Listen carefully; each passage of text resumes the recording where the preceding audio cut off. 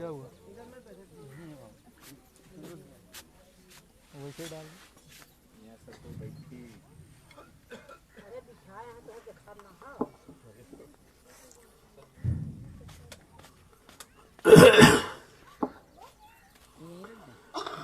चलो चलो जल्दी चलो, सत्संग का समय हो गया। सब लोग सामने आके बैठो। एक एक वचन वाणी को बड़ी सावधानी के साथ सुनो। जब वचनों को सुनोगे तब तुम्हारी समझ में इधर का उधर का सब आ जाएगा। क्योंकि भौतिक जगत में हमें किस तरह रहना है और आध्यात्मिक जगत में किस तरह से अपना काम बनाना।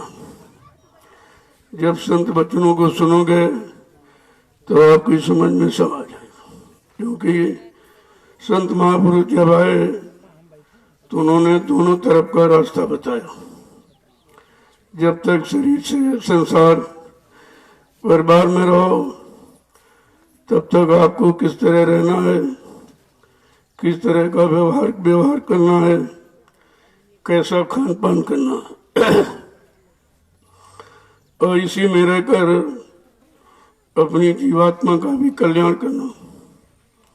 जब दोनों काम समझ में आ जाएंगे तो बड़ी सरलता में हो जाएंगे। वैसे तो बहुत कठिन है, क्योंकि यहाँ तीन युगों से शरीर इंद्रियों के बारे में तो बताया गया, शुभ कर्मों के बारे में बताया गया, जिससे हम शरीर इंद्रियों से गंदे न होने पाए, तन मन गंदा न होने पावे। इसलिए पहले के ऋषि मुनियों ने, योगियों, महर्षियों ने, अवतारी शक्तियों ने हमें आपको अच्छे कर्मों की जानकारी दिया कि पूजा करो, पाठ करो, तीर्थ करो, व्रत करो, अमन जप तप या गंगा स्नान करो। इससे क्या होगा कि मन, बुद्धि और इंद्रियां पाक साफ निर्मल पवित्र बनी रहेंगी तो भजन करने में सुविधा हो जाएगी। क्योंकि जब तक मन शांत नहीं होगा, मन बुराइयों से, बुरे कर्मों से, बुरे खान पान से अलग नहीं होगा, तब तक तो इधर कुछ हो ही नहीं सकता। तो यही कारण है कि सब कुछ करते हुए भी आज मुसीबत में सब फंस गए। तरह तरह की बीमारियों में, महामारियों में, झगड़े झंझटों में सब फंस के रह गए।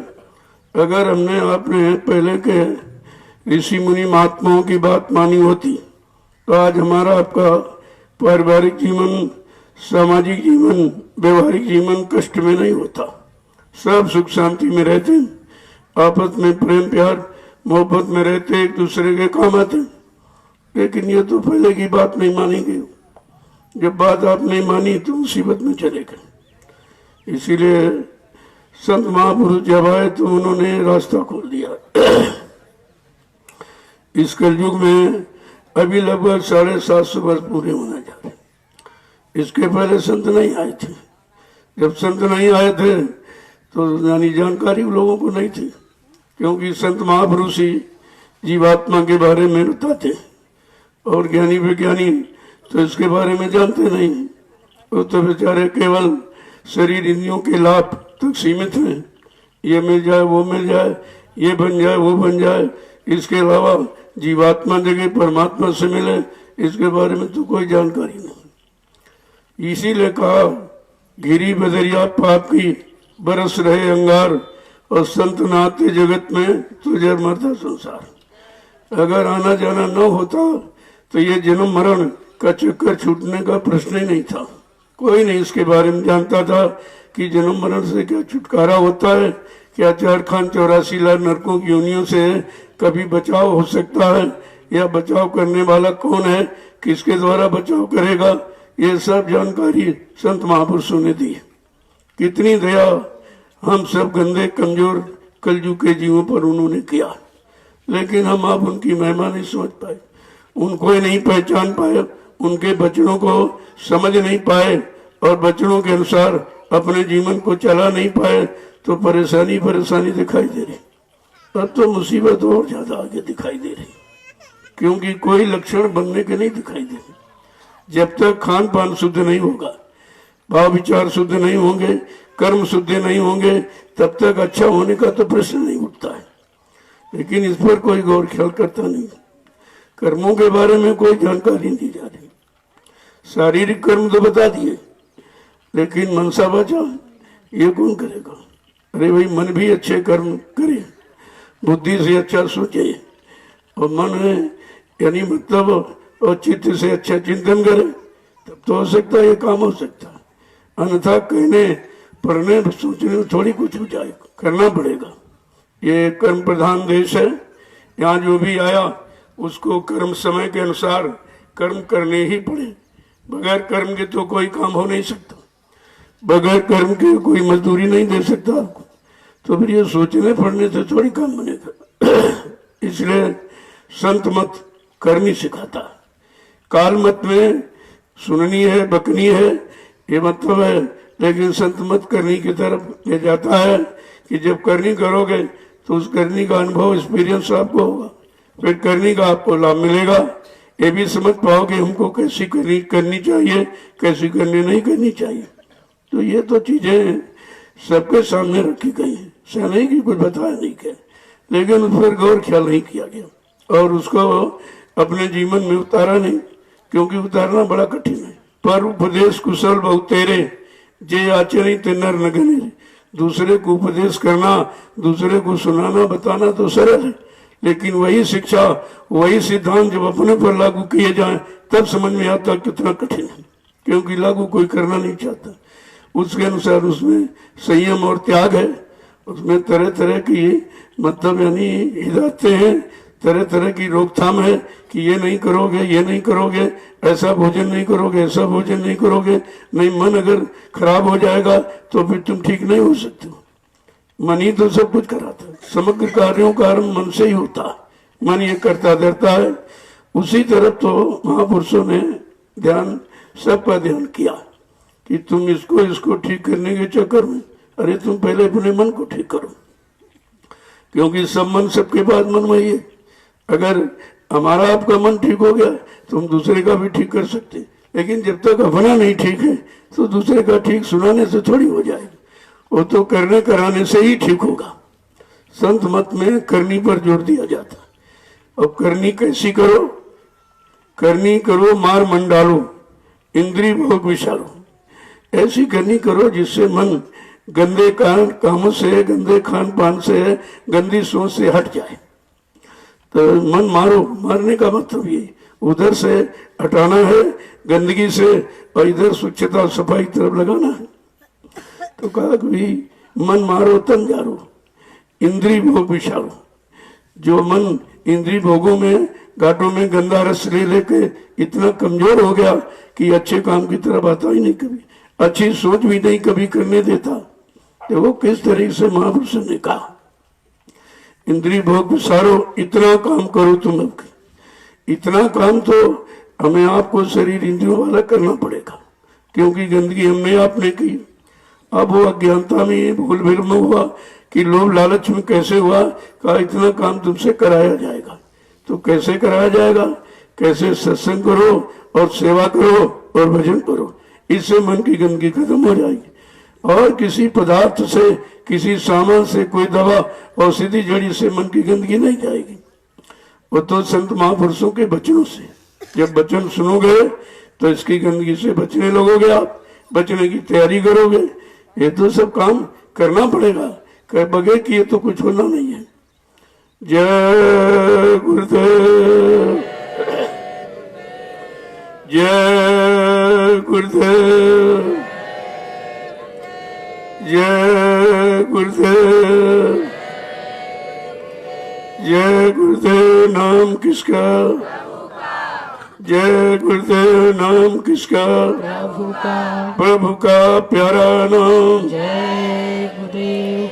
समृद्ध दाता दयालु पूज्य स्वामी जी महाराज, आज के इस प्रातःकालीन लघु सत्संग में सम्मिलित होने वाले समस्त सत्संगी प्रेमी जनों, ये नैमिषारण्य तपोभूमि, यहाँ 88,000 ऋषियों ने तपस्या किया, ऐसे नहीं है। ऐसी पावन पुनीत धरती अन्यत्र कहीं नहीं। और इसकी महिमा भी यानी संत महापुरुषों ने बताई। रामचरितमानस का उत्तरकांड पढ़िए आप, तो तुम्हें जानकारी हो जाएगी कि ये भूमि कैसी है। लिखा, तीर्थवर्त नैमिष विख्याता, अति पुनीत साधक सुखदाता। ये तीर्थों का तीर्थ है नैमिषारण्य, अत्यंत पावन पुनीत है। यहाँ पर जब कोई साधक आएगा और नाम की साधना करेंगे तो उनको सच्ची सुख शांति मिलेगी, उनके लिए लिखा है। तो अगर यही पढ़ लेते आप जो तुम्हारे घर में लिखा पड़ी, तो इस धरती का लाभ लोग ले लेते। लेकिन उसको भी नहीं पढ़ा, ना पढ़ा ना उसको समझा कि ऐसा क्यों लिखा गया है। इतनी बड़ी ये धरती है, आखिरकार नैमिषारण्य तपोभूमि के बारे में इतना उच्च कोटि का आदर्श क्यों प्रस्तुत किया गया, इसकी जानकारी लेनी चाहिए। लेकिन जानकारी जब लोगे, जब अच्छे काम करोगे, अच्छा खान पान, अच्छी बुद्धि होगी, अच्छे विचार, तभी तो आप अच्छाई को समझ पाओगे। और बुराई में लगे रहोगे तो कुछ मिलने वाला नहीं। और इसमें बुराई की बाहुल्यता है, जिसको देखो बुराई फट से करने लगता। अच्छे काम करने की तो क्षमता नहीं रही। शरीर के अंदर मन बुद्धि चित्त में अच्छे काम सोचने और करने की क्षमता खत्म हो गई। इसीलिए तो सत्संग की जरूरत है, क्योंकि जब सत्संग मिलेगा तो बुद्धि में विवेक ज्ञान आएगा और कहीं से नहीं आ सकते। महापुरुषों ने लिख के बताया कि बिन सत्संग विवेक न होई और राम कृपा बिन सुलभ न सोई। बिना संत महापुरुषों के वचनों के बुद्धि में विवेक ज्ञान नहीं हो सकता, निरख परख पहचान भी नहीं हो सकती है। वो कहा ये हरि की कृपा, जब हरि की कृपा भगवान की कृपा होगी तो वो संत महापुरुष आपको मिल जाएंगे और वो आपको युक्ति दे देंगे, सारा रास्ता खोल देंगे और उसके बदले आपसे कुछ नहीं लेंगे। उनका स्वार्थ का रास्ता नहीं, परमार्थ का होता। यही तो हमें आपको सोचना है कि स्वार्थ का रास्ता कहाँ, परमार्थ का कहाँ है। अगर परमार्थ का रास्ता मिल जाए तभी हम आप परमार्थी डगर पर चल सकते हैं और परमार्थ का लाभ प्राप्त कर सकते हैं। लेकिन जब तक वो परमार्थ कराने वाले नहीं मिलेंगे तो हम परमार्थ को जानते भी नहीं, क्योंकि हमारा आपका लगाव शुरू से स्वार्थ में रहा है। परिवार में, समाज में, देश में, शरीर में, शरीर के भोगों से, लाभ से, इससे आप हमारा आपका सरोकार रहा, संबंध रहा है। लेकिन परमार्थ तो हमने कभी सुना भी नहीं। जब सुना नहीं तो आप करोगे कैसे। इसलिए संत महापुरुषों ने परमार्थ का रास्ता रखा।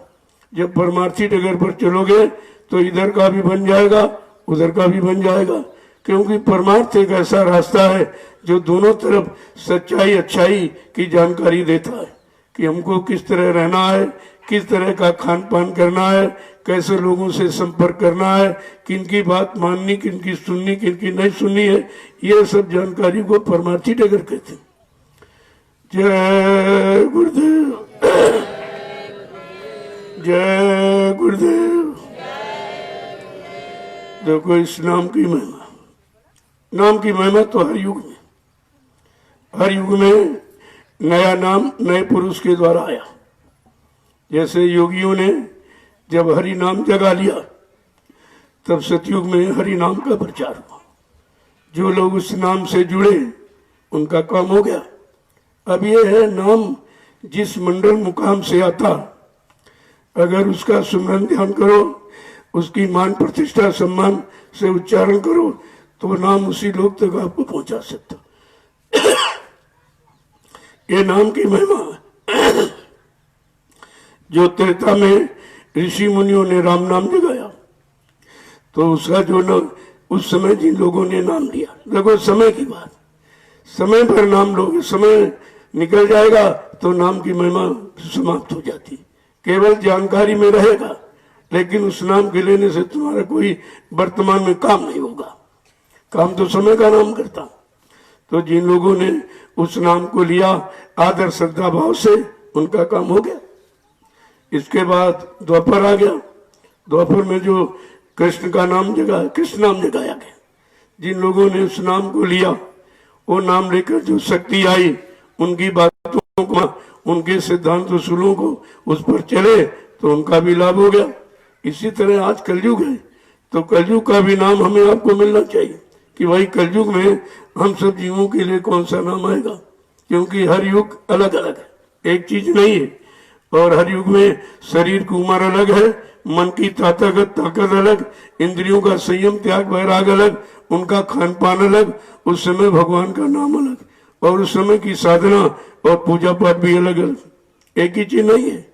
ये संत महापुरुषों ने खोल के रखा कि कहीं जीव एक दूसरे युग के नाम में कहीं फंस कर समय न खराब करते, क्योंकि वो नाम तुम्हारे लिए नहीं है, वो तो युग उस युग के लोगों के लिए था, तो उन लोगों को लाभ मिला।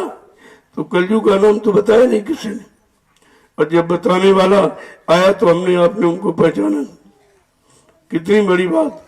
गोस्वामी जी महाराज ने रामचरितमानस में ये भी तो इशारा किया कि कलयुग के जीवों के लिए कौन सा नाम आएगा, कि गुरु बिन भवनी तरह न कोई, जो विरंच शंकर सम होई। कहा ब्रह्मा विष्णु महादेव के समान कोई धनवान बलवान बुद्धिमान क्यों न बन जाए, लेकिन ये भवसागर पार करने के लिए गुरु नाम आएगा। जब गुरु नाम आएगा, उस गुरु नाम का जब लोग स्मरण करेंगे और उसके बनाए नियम सिद्धांतों के अनुसार चलेंगे, तो उस नाम का लाभ उन युग के लोगों को मिलेगा। सब जगह देखो उन्होंने साफ साफ कहा, कोई पर्दा कोई भूल भर नहीं रखा, लेकिन हमारी आपकी बुद्धि पर पर्दा, आंखों पर पर्दा, कानों पर पर्दा, कि हम समझ नहीं पाते उनके वचनों को, हम समझ नहीं पाते कि उन्होंने ऐसे वचन क्यों उच्चारण किए, समय समय की जानकारी क्यों दी, कि हर समय का काम अलग है। अगर समय की जानकारी न मिलती तो हम लोग समझ ही नहीं पाते कि भाई कलयुग में भी भगवान का कोई नाम होना चाहिए। तो लिखा पढ़ी तो सब किया, लेकिन समझ में कुछ नहीं आया। जबकि इस नाम की महिमा हर युग में, जब कोई काम आप संसार शरीर परिवार के लिए करते हो, जिसे शुभ कर्म करते हो, जो विद्वान पंडित ब्राह्मण आता है वो एक ही श्लोक पढ़ के सुनाता कि गुरु ब्रह्मा गुरु विष्णु गुरु देव महेश्वरा गुरु साक्षात परब्रह्म। कहा कि ये नहीं कहा ब्रह्मा गुरु है, विष्णु गुरु का, ना गुरु ब्रह्मा, गुरु ब्रह्मा भी है, गुरु विष्णु भी है, गुरु शंकर भी है, और गुरु साक्षात परब्रह्म परमात्मा, तस्मै श्री गुरुवे नमः, इसलिए गुरु को नमन किया जाता। कितनी बड़ी महिमा गुरु की। लेकिन आज कलयुग में हम लोग कितने बड़े भाग्यशाली कि मालिक की दया से हमको सदगुरु मिल गए, सदगुरु मिल गए। गुरु का काम है ज्ञान कराना, अच्छे बुरे पाप पुण्य की पहचान कराना, माँ बहन बेटी बहू की पहचान कराना, और रात पार धन दौलत दिलाना, मान सम्मान दिलाना, इतिहास बनाना, पूजा करवा देना। लेकिन सदगुरु का काम, सत माने ईश्वर, गुरु माने मिलाने वाला। जो ईश्वर पार ब्रह्म महाकाल सतपुरुष से मिलाए, दर्शन दीदार कराए, उसको सदगुरु कहते। कितने बड़े हम सब कलयुग के जीव भाग्यशाली। किया तो कुछ नहीं, जबकि गंदगी के अलावा और कुछ है ही नहीं। इतने हम लोग गंदे हैं, लेकिन फिर भी दया करती हूँ। कहा ऐसे कमजोर जीवों के लिए ही तो संत महापुरुष आते हैं, जिनका कोई नहीं होता, कोई सहारा नहीं होता है, कोई आधार नहीं रहता है, कोई उनके बारे में सोचने करने वाला है ही नहीं। तो कहा लाख दया कोमल चित संता, तब संतों के हृदय में दया उठी। उन्होंने अपना सत्यलोक मंडल छोड़कर हम समृद्धलोक मंडल में काल माया के कर्मों के जाल में फंसे जीवों को निकालने के लिए आ गए और अपना परिचय दे दिया। क्योंकि कोई ऐसा आया नहीं था, जानकारी थी नहीं, तो परिचय देना पड़ा कि हम आए वही देश से जहां तुम्हारा धाम, तुम सबको घर पहुंचाना एक हमारा काम। उन्होंने अपने काम का परिचय दिया कि मृत्युलोक मंडल में मेरे आने का एक ही कारण है, मैं किस काम के लिए आया हूं, कौन सा नाम लेके आया हूं और किस धाम से आया। पूरी जानकारी कि मैं किसी बीच के लोग से नहीं आया हूं, मैं रामकृष्ण की तरह से बीच के लोग से नहीं आया हूं जो जीवों को बीच में छोड़ दूं। मैं सतलोक सचखंड अनामी धाम से आया हूं जीवात्माओं को जगाने के लिए और इनको नाम नौका पर बिठाकर इनके घर पहुंचाने के लिए आया हूं। कितना बड़ा परिचय मिला, लेकिन हम परिचय भी भूल गए उनके, क्योंकि सत्संग वचनों को सुना तो आपने, लेकिन आपके मन ने स्वीकार नहीं किया, धारण आपने किया नहीं। अरे गुरु धारण किया जाता, गुरु सुना देखा नहीं जाता, धारण किया जाता। जब धारण कर लोगे किसी चीज को तो वो आपकी हो जाती है, आपकी। जैसे जब लड़की पति को धारण करती है तो उसका हो जाता, उसका कोई रखवाला, उसकी कोई रक्षा हिफाजत करने वाला, सब तरफ से सुख शांति देने वाला कोई ना कोई हो जाता, उसी को धारण कहते। अगर गुरु धारण किया जाए तो भी गुरु में शंका कहाँ, फिर संदेह कहाँ, फिर भूल भ्रम कहाँ होगा। लेकिन धारण नहीं करोगे तो शंका तो बनी ही रही। धारण माने स्वीकार करना, अपना बना लेना और अपने अनुसार हो जाना और उसको बना लेना, इसी को धारण कहते। तो कहने का मतलब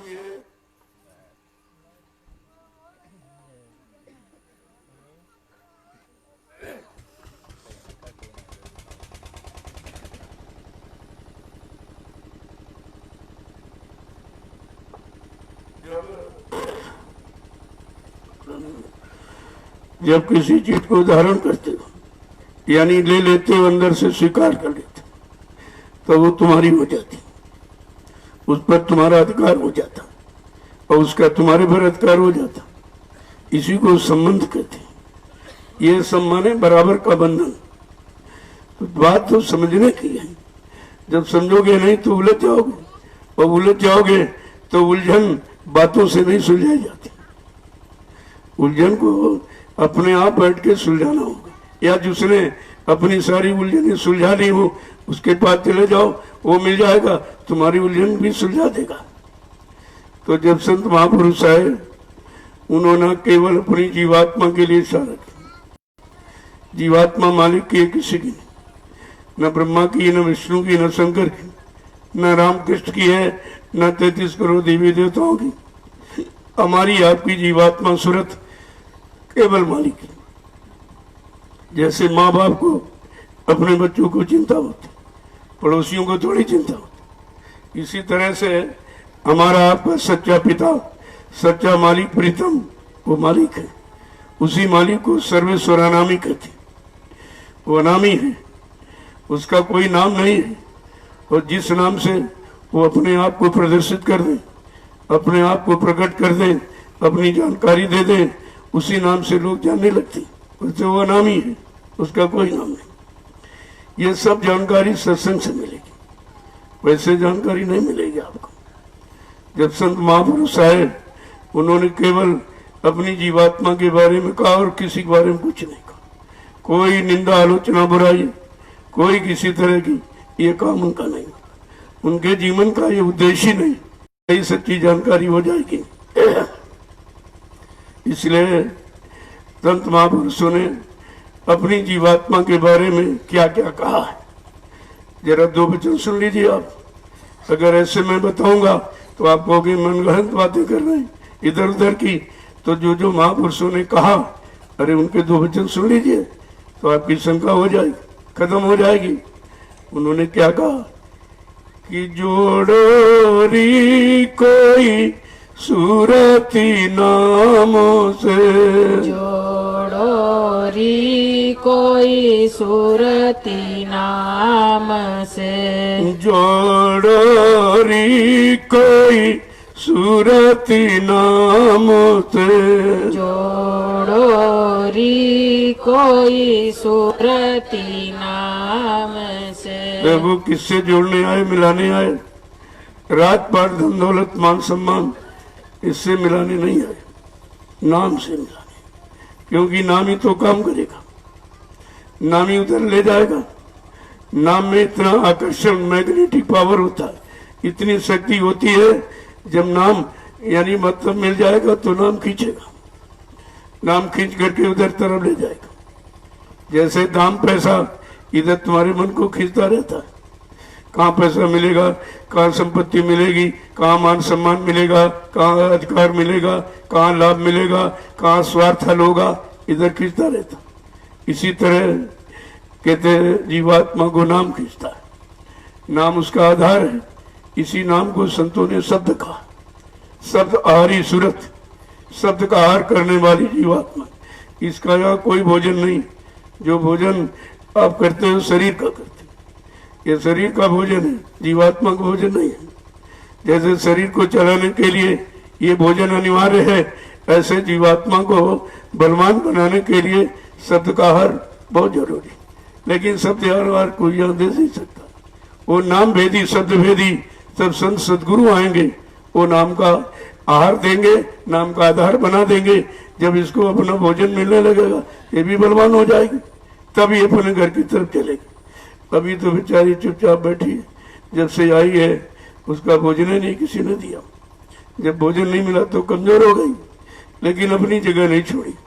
वही त्रिकुटी धाम में दोनों आंखों के मध्य भाग में बैठी और अपने मित्र मन का इंतजार कर रही, क्योंकि जो वादा किया था जब वो ऊपर से आई तो बीच में त्रिकुटी धाम में मन को साथी बना लिया। कहा चलो हम तुम दोनों नीचे के लोग के देखकर आ जाएंगे और हम तुमको बगैर साथ ले वापस नहीं आऊंगी। बस यही वचनबद्धता उसकी। इतने वचन में बेचारी फंस गई और वादा खिलाफी तो कर नहीं सकती। वो सत्य का रूप है, वो झूठ नहीं बोलेगी।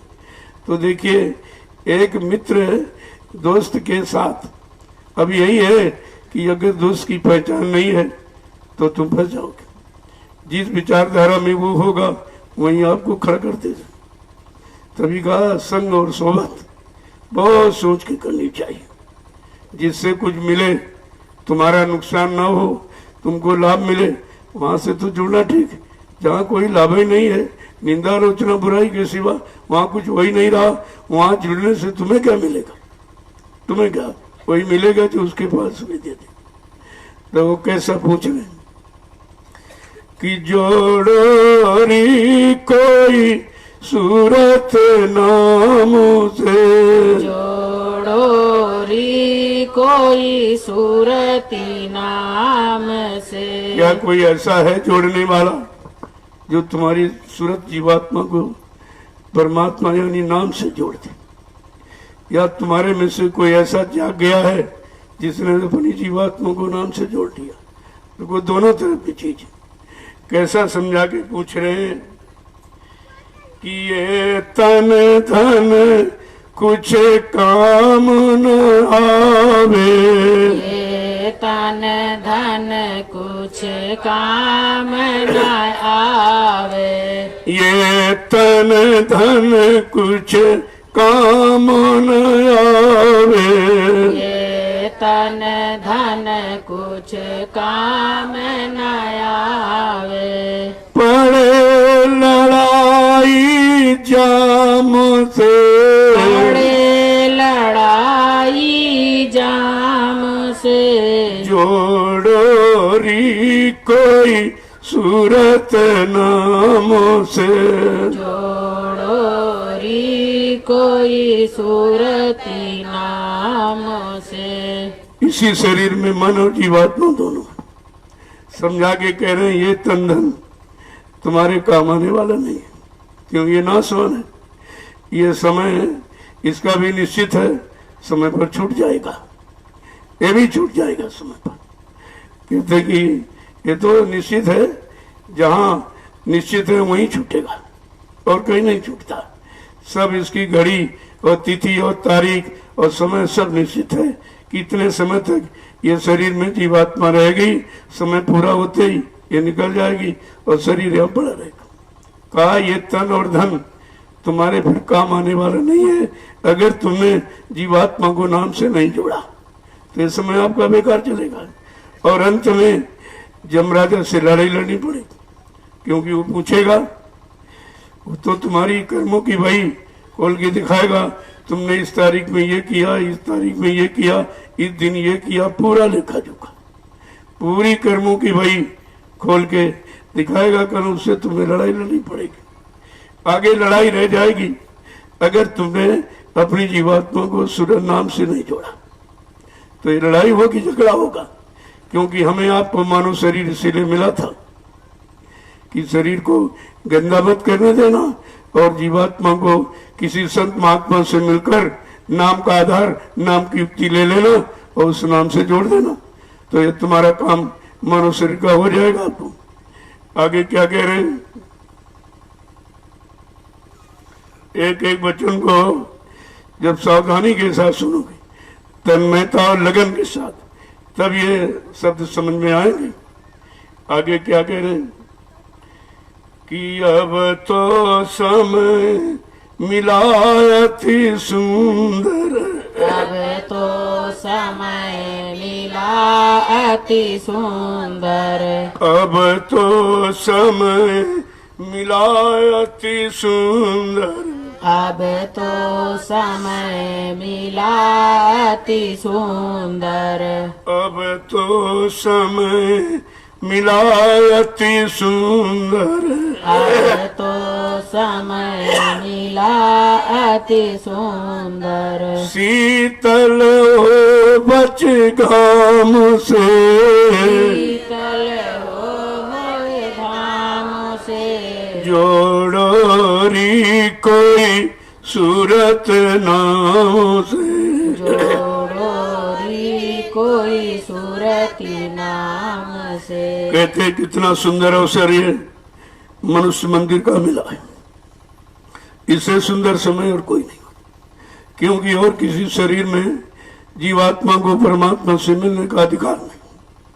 इसलिए मानव तन अनमोल है और इसकी कितनी बड़ी कीमत का अति सुंदर है। मिल गया है। अगर चाहो संत महापुरुषों के वचनों को सुनकर तो शीतलता ठंडक में चले जाओ, और ये जो काल माया ने कर्मों का जाल बनाया, ये काम करो। लोमो अहंकार की धूप और अग्नि से आप बच सकते हो। ये धूप है, जैसे धूप आपको परेशान कर देती है, ऐसे ये सब परेशान करते रहते। आगे समझा के क्या कह रहे हैं, एक एक शब्द को कैसे लिखा है कि सुमिरन कर सेवा सतगुरु की, सुमिरन कर सेवा सतगुरु की, सुमिरन कर सेवा सतगुरु की, सुमिरन कर सेवा सतगुरु की, मन को हटाओ कामों से, को हटाओ काम से, जोड़ोरी कोई सूरत नाम से। जोड़ोरी कोई सूरती नाम। आज जब संत महापुरुषों से नाम मिल जाए, उस नाम का सुमरन करो और सदगुरु की सेवा यानी उनके वचनों का हुक्म आदेश का पालन करो। तो क्या कह रहे हैं कि और मन को काम से हटा दो। ये काम करो, लोभ मोह अहंकार जो इसको निरंतर खराब कर रहे हैं, कहा उसको यानी हटा दो, तो ये काम तुम्हारा सरल हो जाएगा। आगे क्या कह रहे हैं कि मन इंद्री कुछ बस कर राखो, इंद्री कुछ बस कर राखो, मन इंद्री कुछ बस कर राखो, इंद्री कुछ बस कर राखो। कहते जब मन इंद्रियों को बस में रखोगे, तब आगे कहते पियो घूट गम नाम से। कहा ये जो नाम का जो शब्द का अमृत है, अमृत का एक एक घूंट जब जीवात्मा पिएगी तब ये बलवती हो जाए। इसके पहले तो और कोई चीज तो खाती पीती नहीं है। यहाँ काल माया के किसी सामान का प्रयोग नहीं करते। फिर यहाँ है क्यों? कहा वो मन के कारण। मन को साथी बना लिया और कह दिया तो बगैर तुमको साथी ले मैं वापस नहीं जाऊंगी, बस इसी में चारी फंसी इंतजार कर रहा। कम उधर भोगों से हटकर इधर आवे, लेकिन वो बेचारा कहाँ, वो तो एकदम डूब गया है। आगे किस तरह क्या कह रहे हैं कि मन इंद्री कुछ बस कर राखो, इंद्री कुछ बस कर राखो, पियो घूट गुरु नाम से, पियो घूट गुरु नाम से, जोड़ोरी कोई सूरत नाम से, कोई सूरती नाम से। आपको करना क्या है? केवल मन और इंद्रियों को बस में रखना। कंट्रोल नियंत्रण में रखना है, क्योंकि जब इंद्रियों पर मन को रख गया और उन इंद्रिय भोगों में लग गया तभी से खराब हुआ, तभी से गंदा हो गया, कमजोर हो गया। कहा अब ये करो, इसको थोड़ा संभाल के रखो, इंद्रिय भोगों से हटा के रखो, और जो गुरु ने नाम दिया है वो नाम का घूंट पियो।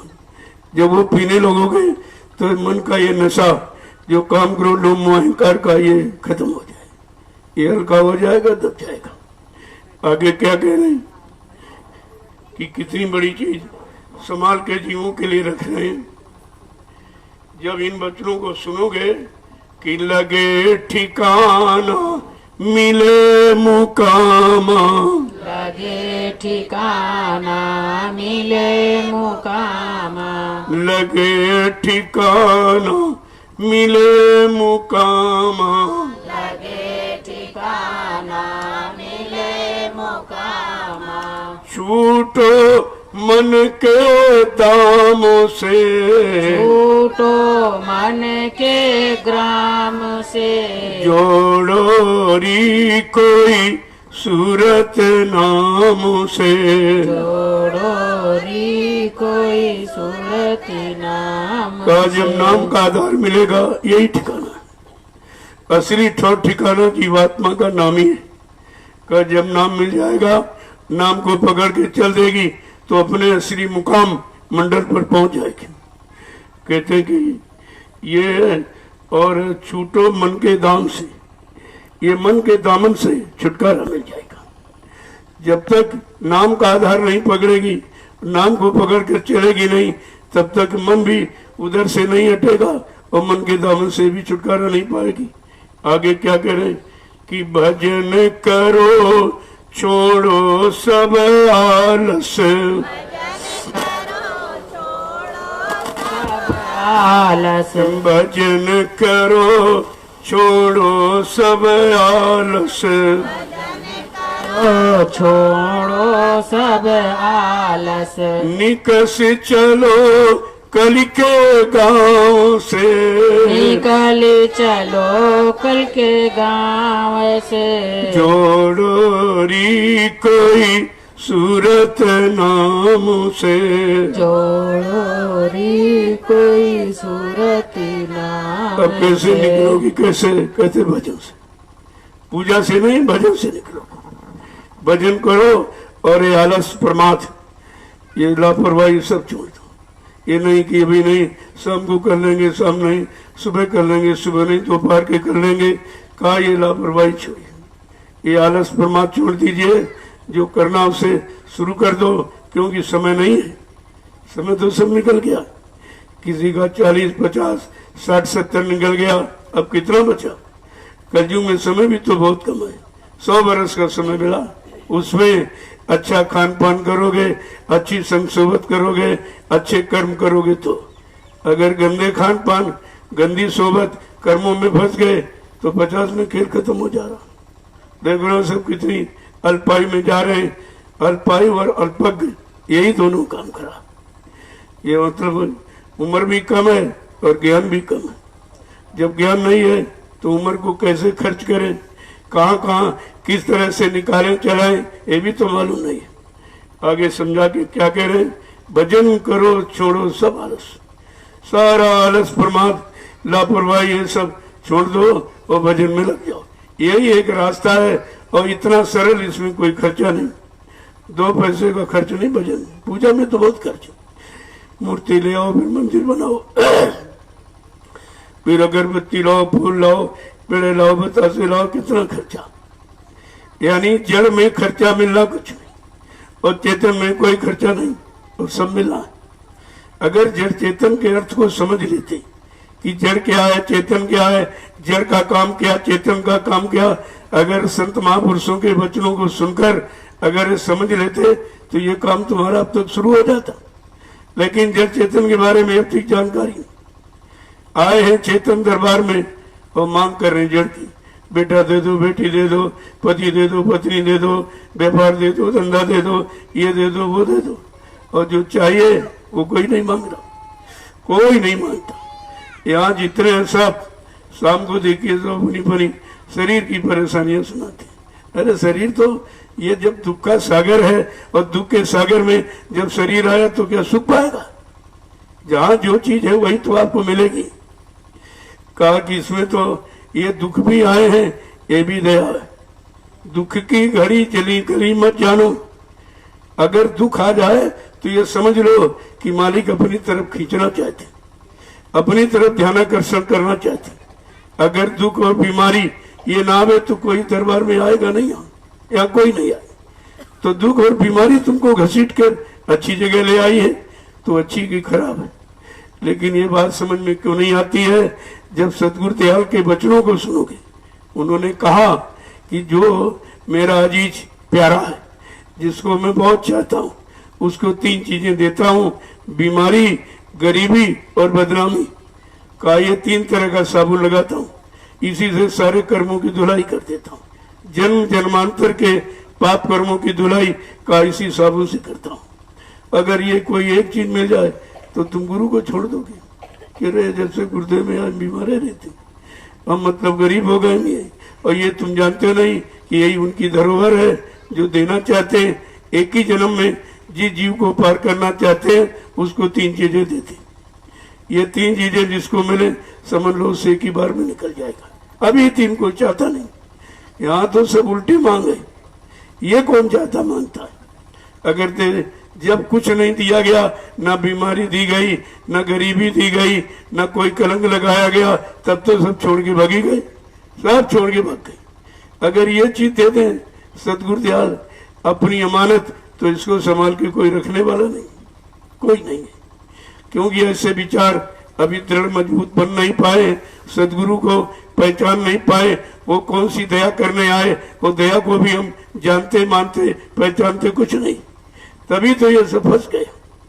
देखो किस तरह समझाने कि भजन करो छोड़ो सब आलस, सब तरफ का आलस प्रमाद, ये लापरवाही ये आप खत्म कर दीजिए। क्योंकि ये समय जा रहा हूं, समय को आप रोक नहीं सकते हो। अगर समय में अच्छे काम में लग जाओ तो यही समय आपको अच्छाई की तरफ ले जाएगा।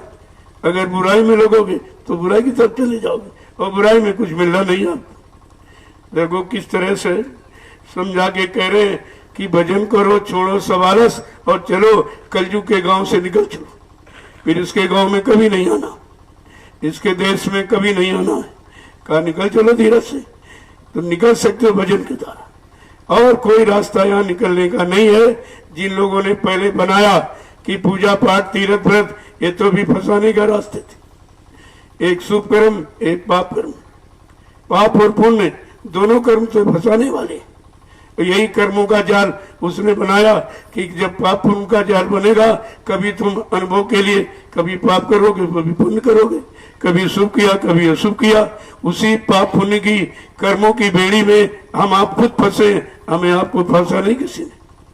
अब जब जानकारी देने आए कि ये दोनों बेड़ियां तुम्हारे लिए हानिकारक है, फंसाने के लिए बनाई, इन दोनों बेड़ियों से अलग हो जाओ।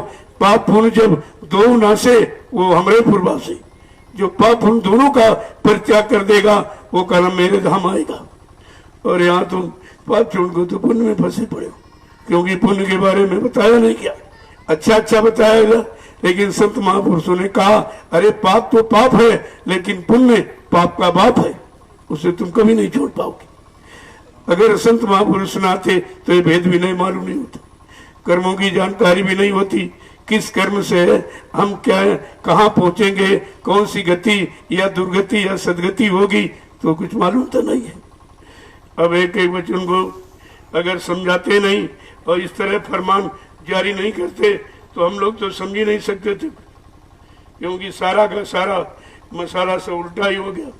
अब क्या कह रहे हैं कि दम दम करो बीनती गुरु से, दम दम करो बीनती गुरु से, दम दम करो बीनती गुरु से, दम दम करो बीनती गुरु से, वही निकालेंगे चाम से, कोई निकालेंगे चाम से। जोड़ोरी कोई सूरत नाम से, जोड़ोरी कोई सूरत नाम तब से। कहते ये काम तुम्हारा करेगा कौन? कल समय का गुरु। उससे पल पल हर क्षण विनती करो, और कोई विनती मत करो कि हम यहाँ से कैसे निकलें और कब निकल गए, जितनी जल्दी हो जाए हमारा ये काम हो जाए। इसकी विनती प्रार्थना हमें निरंतर निकलने की करनी चाहिए। यहाँ तुम विनती प्रार्थना फंसने की करते हो, ये मिल जाए वो मिल जाए वो मिल जाए। अरे जो मिला है उसी से निकलना मुश्किल, और मांग लोगे तो और फंस जाओगे। ये निकलने का सामान नहीं है, ये तो फंसने का सामान। जो निकालने आया है वो फंसने का सामान नहीं देगा। हाँ, इतना तो हमसे आपसे कहा गया कि तुमको भूखा सोने नहीं देंगे, नंगा रहने नहीं देंगे, तुम्हारा सामाजिक पारिवारिक कोई काम रुकेगा नहीं। एट टाइम पर कहीं से पूरा करा दिया जाए, लेकिन तुम भजन करने लगो। एक काम हमें आपको दिया, तुम्हारी सारी मन की मनोती पूरी हो जाएगी अगर तुम भजन करने लगो। भजन करने लगो, सुनने वाली बात नहीं है, करने लगो। अब भजन करी कहाँ कोई पा रहा, क्योंकि करने की आदत नहीं है। आदत तो पुरानी फंसने की है, उन कामों करने की जिन कामों को कर करके हम फंसे हैं, आज भी उन्हीं काम को करने में लगे हैं। लेकिन जिससे हमारा फंसाव खत्म हो, हम यहाँ से निकले, अपने सच्चे घर मालिक प्रीतम से मिले, वो कर्म तो कोई करता नहीं, और जो कराने आए उनको किसी ने पहचाना नहीं, तो फिर काम कैसे होगा? फिर ये काम कैसे होगा? कितना समझा के कह रहे हैं कि दंदम करो विनती गुरु से, हर पल घड़ी गुरु से विनती करो कि वही इस चमड़े के शरीर से जीवात्मा को वही निकाले, और कोई निकाल नहीं सकता। जिस तन में ये चमड़े का शरीर है, खोल है, ये भी खोल है चमड़े का, और जीवात्मा का खोल है। का इस चमड़े के खोल से जीवात्मा को वही निकाल सकते हैं, बाकी निकालने की किसी के पास ना कोई ताकत है, ना उपाय है, ना किसी के पास आधार कोई है। आगे देखो क्या कह रहे हैं, समझा के। जब एक एक वचन को सुनोगे तो सब आपकी समझ में आ जाएगा। आगे कह रहे हैं कि जब महापुरुषों के वचनों को सुनने लगोगे, समझने लगोगे, कुछ करने लगोगे, तब ये सारी जानकारी आपके पास हो जाएगी। अगर नहीं करोगे तो ये काम और तो कोई तुम्हारा कर ही नहीं सकता है। आगे समझा के एक एक वचन को कैसे कह रहे हैं कि जिससे हम लोग साधारण में समझ जाए। और उपाय न ऐसा कोई, और उपाय न ऐसा कोई, और उपाय न ऐसा कोई, और उपाय न ऐसा कोई। रटन करो सुबह शाम से, रटन करो सुबह शाम से। जोड़ोरी कोई सूरत नाम से, जोड़ोरी कोई सूरत नाम से। कहते नाम के सिवा कोई दूसरा उपाय नहीं। जीवात्मा जगाने का, परमात्मा से मिलाने का, इस चमड़े के खोल से जीवात्मा को निकालने का केवल नाम एक उपाय, दूसरा कोई उपाय नहीं। इसलिए सुबह शाम नाम की रटन लगाओ। तुमने नाम रटन क्यों छोड़ दिया? काम न छोड़ा, क्रोध न छोड़ा, गुरु वचन क्यों छोड़ दिया? तूने नाम रटन क्यों छोड़ दिया?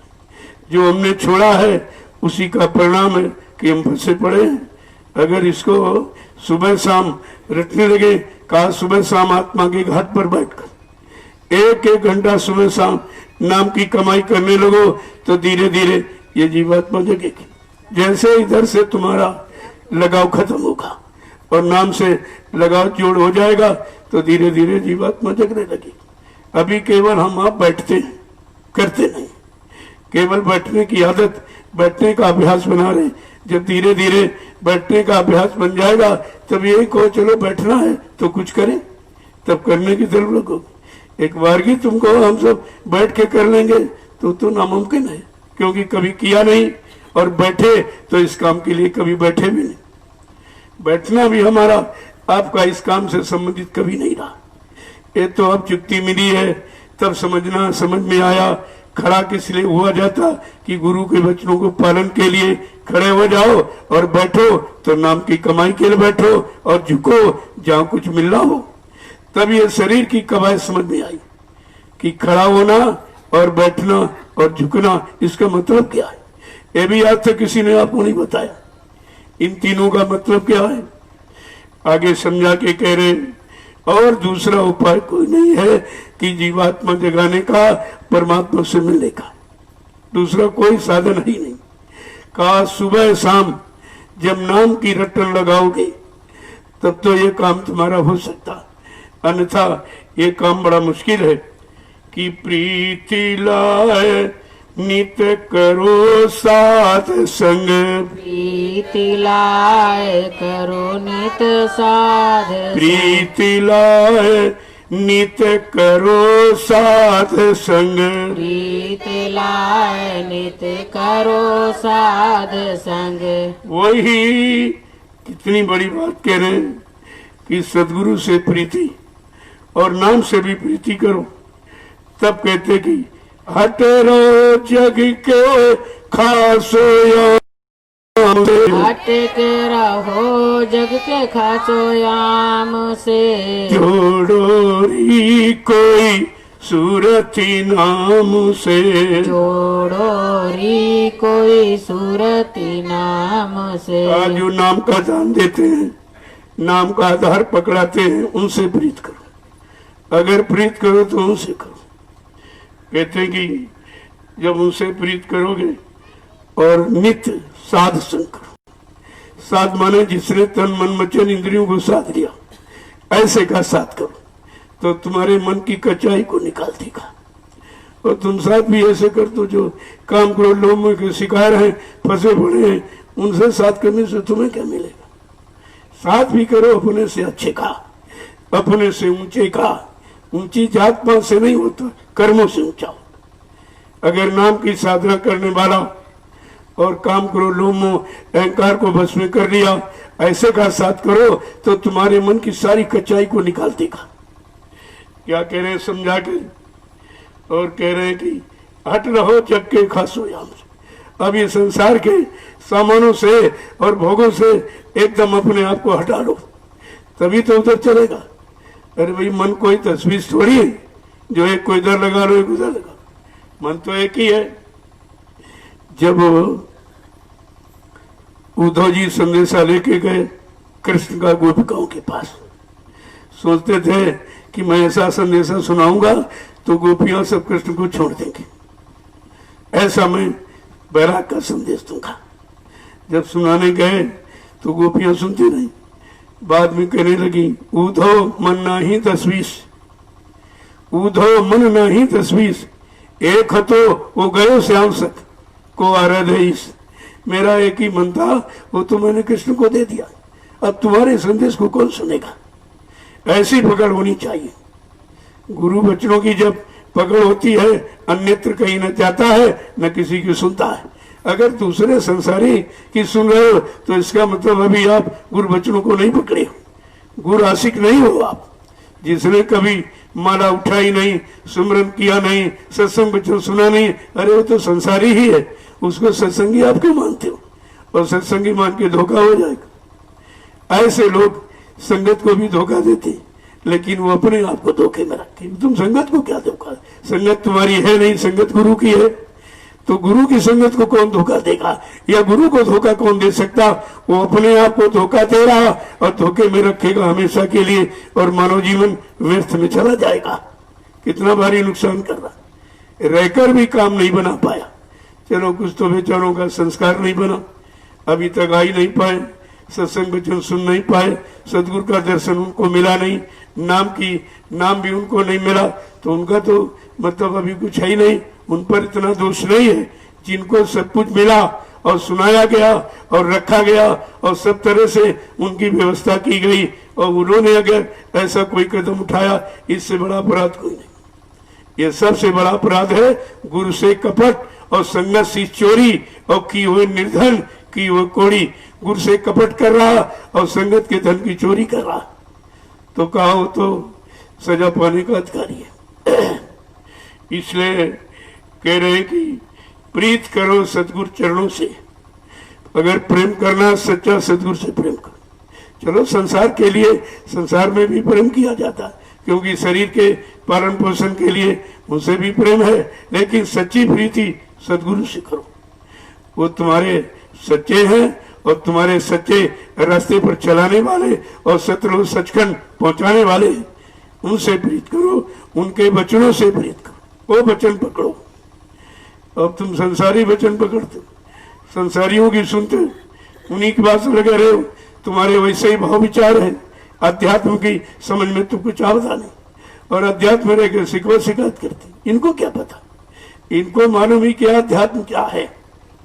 अध्यात्म तर्क का विषय नहीं है, अध्यात्म अनुभव का विषय है।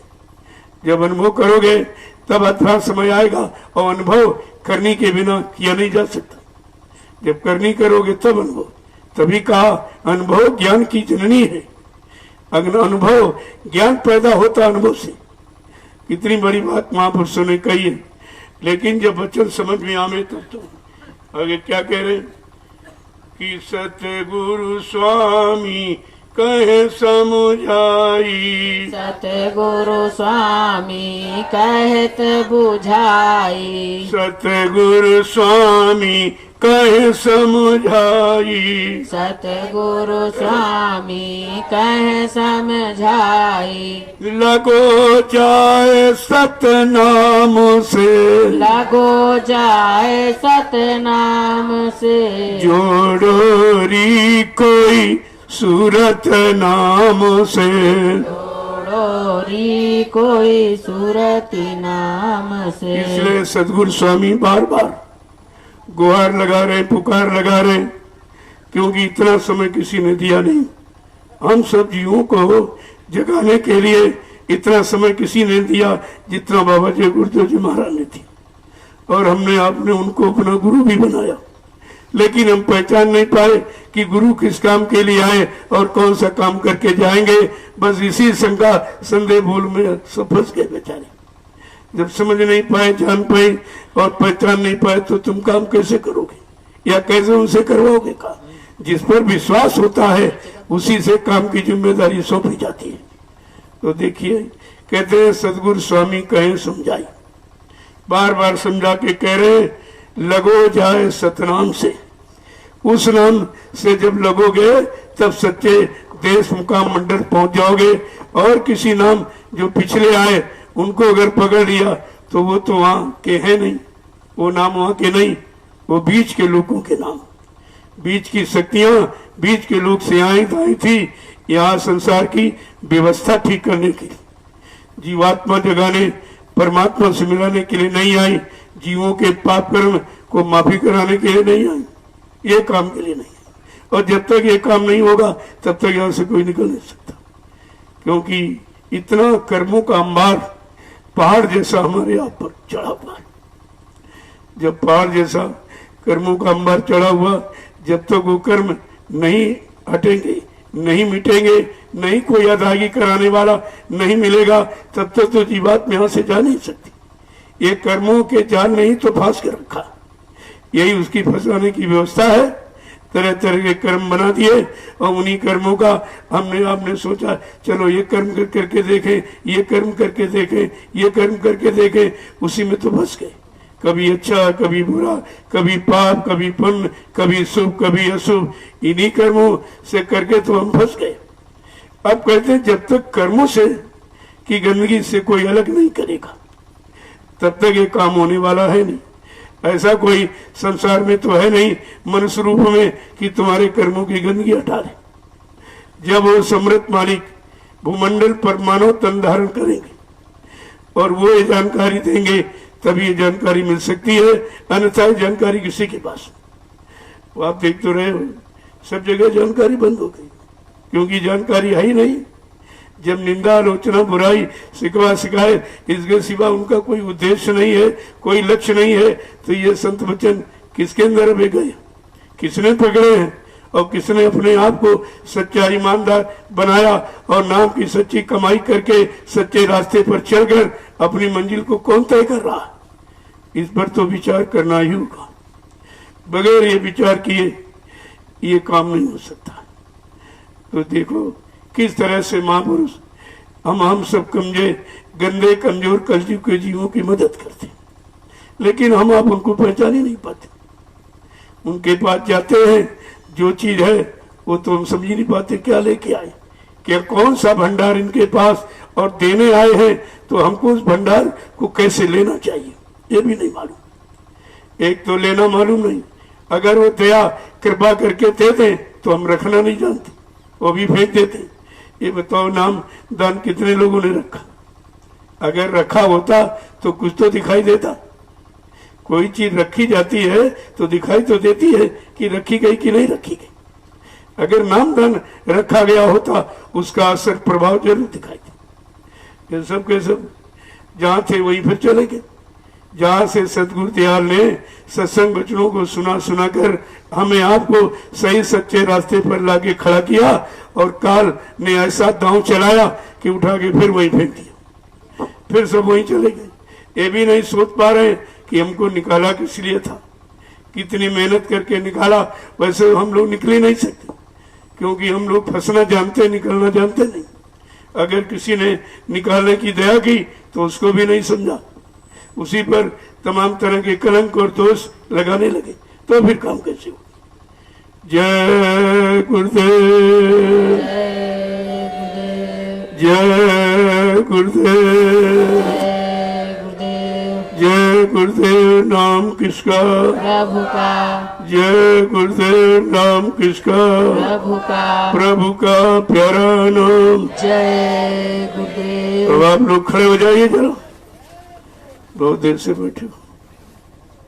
अब जितनी देर खड़े होने में बस उतनी देर है आपको यहाँ से चलने में। जब खड़े नहीं होगे तो चलोगे कैसे, और चलोगे नहीं तो पहुंचोगे कैसे, और पहुंचोगे नहीं तब तक सच्ची शांति मिलेगी कैसे। ये सब जानकारी का विषय है, और ये जानकारी अगर सत्संग वचनों से ले ली होती तो आज ये हालत हमारी आपकी नहीं। ये तो सोचना पड़ेगा, समझना पड़ेगा, चेतना पड़ेगा और खड़ा होना पड़ेगा। जय गुरुदेव, जय गुरुदेव, जय गुरुदेव, जय गुरुदेव। नाम किसका? जय गुरुदेव। नाम किसका? प्रभु का प्यारा नाम।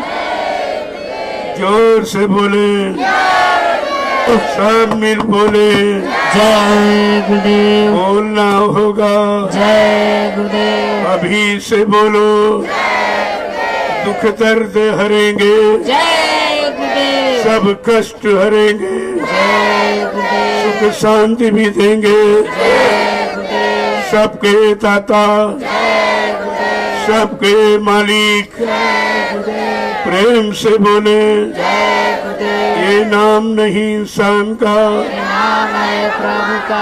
ये काम नहीं इंसान का। ये काम है प्रभु का। जय गुरुदेव। जय गुरुदेव।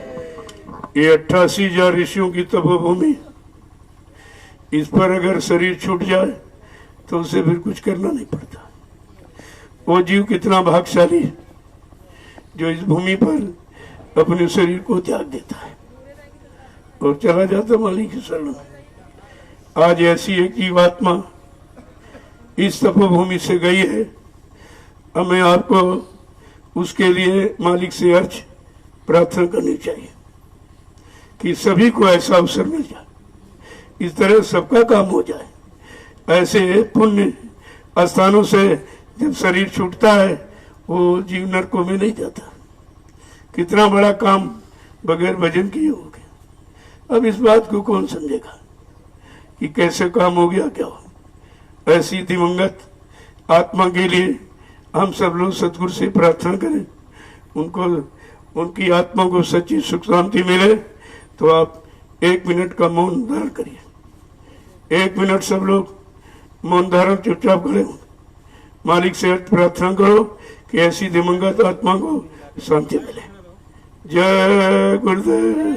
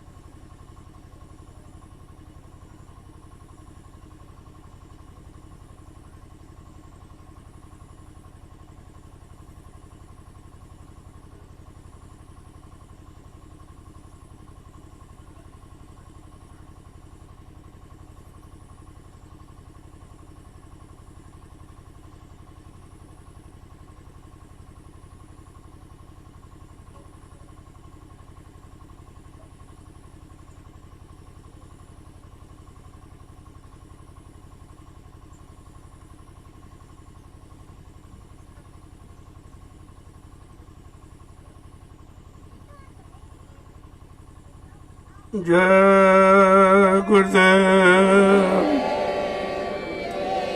जय गुरुदेव।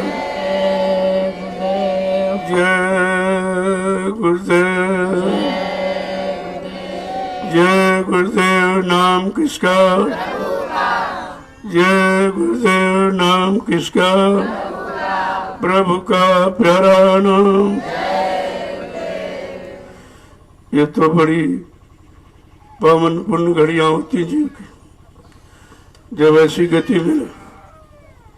एक तो सत्संग में गया, सतगुरु धाम से गया, 88,000 ऋषियों की तपोभूमि से गया। इससे बड़ा और पुण्य क्या हो सकता? कितना अच्छा है। तो ये शोक नहीं प्रकट करना चाहिए, सतगुरु दयाल से प्रार्थना करनी चाहिए कि हम सब जीवात्माओं की ऐसी सदगति हो। अपने हाथ में लेकर ये डोरी आपने पकड़ी है, तो हम सब जीवात्माओं का ऐसा ही कर ले, इसी तरह की सदगति हो। लेकिन अब संसारी क्या समझेगा इसको? उसको तो कुछ मालूम नहीं। वो तो संसारी दृष्टि रखता है, संसारी सोच रखता है, समझ, तो उसकी समझ में थोड़ी आ सकता। ये दिवंगत आत्मा कैसे स्थान से गई है? वैसे भी पुराना ये पुण्य स्थान है, 88,000 ऋषियों की तपोभूमि। और दूसरा है सत्संग समय का, सतगुरु दयाल का सत्संग, और सतगुरु धाम से जब ये गई है तो इसको तो कोई बीच में रोक ही नहीं सकता। ऐसे जीव कभी नरकों में नहीं जाते। ये पहचान है सतगुरु के जीव की और संसारी जीव की, यही पहचान। जिसका हाथ पकड़ते हैं उसको नरक की योनियों में नहीं जाने देते। लेकिन आप कोई ऐसे काम मत करो। नाम दान लेकर अगर कोई गंदा गलत काम करोगे तो फिर माफी नहीं होती, उसमें माफी नहीं होती। अरे अच्छा नहीं कर सकते, बुराई मत करो, बुराई से हट जाओ, तब भी आपको कुछ लाभ मिल जाएगा। और ये सब करते हुए वो बुराई में फंसे हो तो फिर मिलने वाला क्या? यही तो जानकारी रखनी चाहिए कि जब से नाम दान मिल गया, जो पहले था चलो खत्म। जो कुछ भूल में, भ्रम में या अज्ञानता में जो हो गया सो हो गया। कहा उसको भुला दीजिए। जिस दिन नाम दान देते हैं तुम्हारे पिछले कर्मों को जला देते, तभी तो नाम दान देंगे। जब पाक साफ करके तब नाम दान देते। और इसके बाद अगर कोई आपने गलत गंदा किया तो फिर पूरी सजा हो जाती, वो भी वापस मिला के दे देंगे आपको कि तुमने कुछ किया नहीं, तुम्हारा माफ कर दिया, फिर भी नहीं मना की, फिर भी नहीं माने आप गंदगी से, इसकी बुराई उसकी बुराई, इसकी आलोचना उसकी, इसकी शिकवा शिकायत, ये सब क्या है? ये संत मत में नहीं आता कुछ। संत मत तो सच्चा मत है, सच्चाई का मत है, तो इस तरह के काम संत मत सिखाता नहीं। अगर कोई करता हो समझो काल मत का जीव है, संत मत का नहीं है। यही तो आपको जानकारी रखनी चाहिए, तभी ये नित्य प्रताप को सत्संग मिलता। जय गुरुदेव, जय गुरुदेव। अब आप लोग चलिए अपनी अपनी सेवा में जो सेवा छोटी मोटी मिल जाए। देखो ये गुरु परिवार है और परिवार की ये संख्या है भाई। जब लॉकडाउन लगा रहा तभी तो 200 आदमी आ रहे, क्योंकि ये छोटा मोटा गांव है, गुरुदेव नगर छोटा मोटा, तो इसमें तो इतने लोग हैं यार। अब परिवार में बैठकर सभी लोग अपने परिवार की अच्छी चर्चा करते हैं, जिससे परिवार अच्छा रहे, अच्छे विचार रखते हैं, अच्छे विचारों को सुनाया समझाया जाता है। ये तो परिवार हर परिवार का, अगर हर परिवार में इसी तरह सब लोग सच्चाई अच्छाई बताने लगे और समझाने लगे तो परिवार खुशहाल हो जाएगा। लेकिन ये कोई नहीं करता। परिवार की भी तो महिमा नहीं मालूम है, तो समाज देश की महिमा क्या मालूम होगी? यही तो जानकारी हमें आपको रखनी चाहिए। अब यहाँ से शिक्षा सब जगह दी जा रही। देखो एक सदगुरु परिवार है, वहाँ किस तरह से लोग बैठ के क्या कर रहे हैं, क्या करते हैं, इनकी सोच, इनकी समझ, इनका खान पान, इनके कर्म आप देखिए तो आपकी समझ में सब आ जाएगा। अगर पूरा देश इसी तरह चलने लगे तो सब तकलीफें चली जाएंगी, सारी मुसीबतें, आपत्ति, बीमारियां सब खत्म हो जाएंगी। लेकिन जब कुछ करोगे नहीं तो कुछ नहीं मिलेगा। तो यहाँ तो करनी सिखाई जा रही, तभी तो लोग यहाँ इतने लोग कितने प्रेम से रहे। ये परिवार में कितना झगड़ा, समाज में कितने झगड़े, देश में कितने झगड़े, लेकिन यहाँ का मिसाल आप देख, ये भी तो परिवार है, ये भी गुरु परिवार है, जहाँ बैठकर नित्य प्रति सुबह 4 बजे घंटा संग बजता है। यानी शुरुआत ही भगवत भजन से की जाती कि भगवान का भजन करो तो सद्बुद्धि सद्ज्ञान बना रहेगा। अच्छे काम करोगे, बुरे काम नहीं करोगे, समाज देश का भी भला होगा, तुम्हारा भी भला हो जाएगा।